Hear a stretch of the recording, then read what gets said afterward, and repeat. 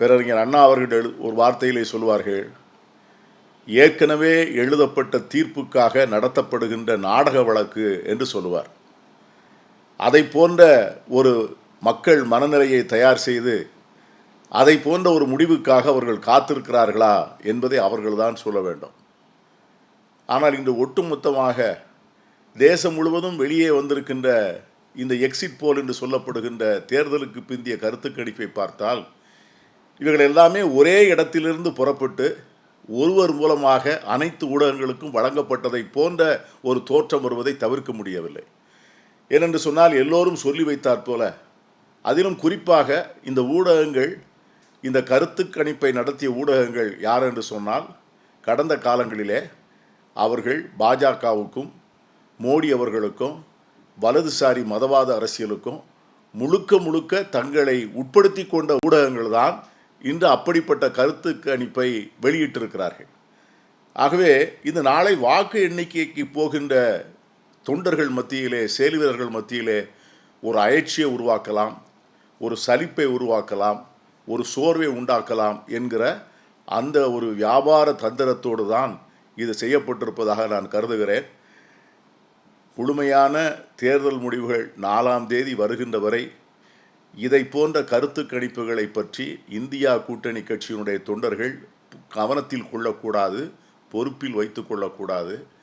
அவர்கள் முழுமையாக வாக்கு எண்ணிக்கையிலே கவனமாக இருக்க வேண்டும் என்று இந்தியா கூட்டணியுடைய தலைவர்கள் அத்தனை பேரும் ஒட்டுமொத்தமாக விடுவித்திருக்கின்ற அறைகூவலை கேட்டு அதன்படி நடந்து மிக கவனத்தோடு கண்காணிப்போடு தரப்பட்டிருக்கின்ற அறிவுறுத்தல்கள் வாக்கு எண்ணிக்கை நடக்கின்ற இடத்திலே எப்படியெல்லாம் தில்லுமுல்கள் செய்வதற்கு வழிவகை இருக்கிறது, எப்படிப்பட்ட இடத்திலெல்லாம் கவனமாக இருக்க வேண்டும் என்பதையெல்லாம் அவர்களுக்கு சொல்லி தந்திருக்கின்ற அந்த புள்ளி விவரங்களின்படி, அந்த தகவல்களின்படி அவர்கள் தயாராக இருக்க வேண்டும். நிச்சயமாக மக்கள் மனதை உணர்ந்தவர்கள், தேசம் முழுவதும் சுற்றுப்பயணம் செய்தவர்கள், பல்வேறு களங்களிலே, தேர்தல் களங்களிலே எந்த விதமான அரசியல் கட்சிகளையும் சாராமல் நடுநிலை நோக்கோடு தேர்தல் எப்படி இருக்கிறது என்று ஆராய்ந்து பார்க்க சென்ற பத்திரிகையாளர்கள், நீண்ட காலம் இந்த துறையிலே அனுபவம் பெற்றவர்கள் தருகின்ற கருத்துக்களை எல்லாம் ஒட்டுமொத்தமாக சேர்த்து வைத்து பார்த்தால் நிச்சயமாக இந்தியா கூட்டணிக்கு ஆட்சி அமைக்கின்ற ஒரு பெரிய வாய்ப்பு இருப்பதை யாரும் மறுத்துவிட முடியாது.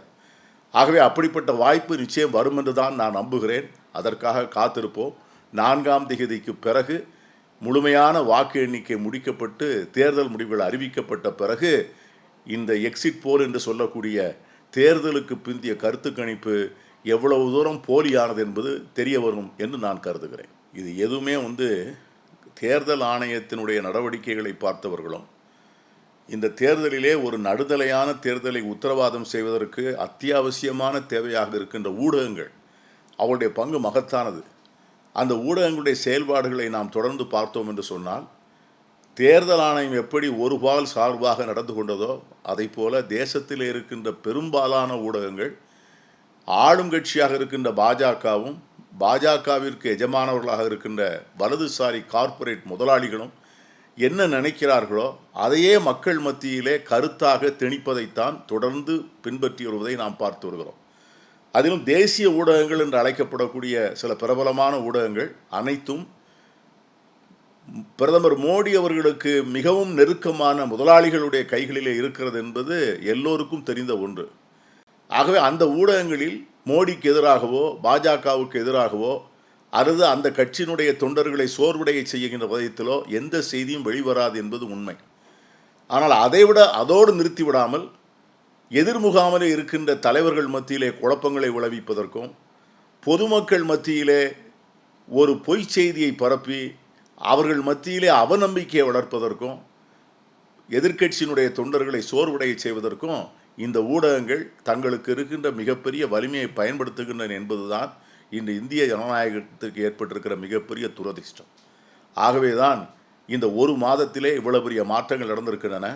இந்த மாற்றங்கள் ஏன் நடந்தது என்று பார்த்தீர்கள் என்று சொன்னால், மோடி அவர்கள் முதல் கட்ட பிரச்சாரத்திலிருந்து தன்னுடைய 2ஆம் கட்ட பிரச்சாரத்திற்கு எப்படி தன்னை முழுமையாக மாற்றிக்கொண்டாரோ, அதற்கு என்ன அவசியம் வந்ததோ, எந்த சூழ்நிலையினால் நிர்பந்தத்தின் காரணமாக மாற்றிக்கொண்டாரோ அதே நிர்பந்தங்கள் தான் இந்த ஊடகங்களுடைய நிலைப்பாட்டையும் மாற்றுவதற்கு காரணம்.